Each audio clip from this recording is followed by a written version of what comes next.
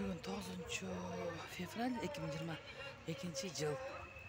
Суламита мектептен келе атат. Біз Фучка 24 521 комнатада жашайбыз. Суламита деген сұлу қыз мен қарап қойшы. Қана. Қандайсың? Жақсы ойден сол. Қызыңар келе.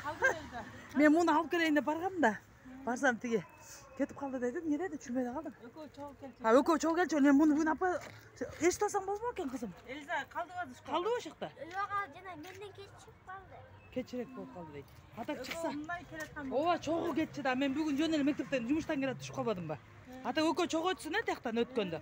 Мен бүгін байқамай қалдым. Ала келейін десем.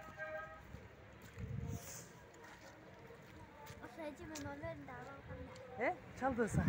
Амне сүйлөйсүң чалса. Апа, Иә. Жо чалсам не сүйлөй койдуң? Жа эме укпай калдыңбы кызым? Я, звонок кыз укпай калдыңбы? апа, Кызым экөөбүз окшош шапка кийип алыптыркпы? Эл журт. Мен өзүмө сохранением кылам муну, мен кылсаң? Кызым, мен карабайсыңбы эми? Мен элге эмес, экөөбүзгө сохранением кылам. Зато билекке сатып берейин атпайбы магазинден? Я. Кыш. Кыш. атым кыз эмес, атым кыз. Кыз эмес, кыт эмес кыз. Ооба да.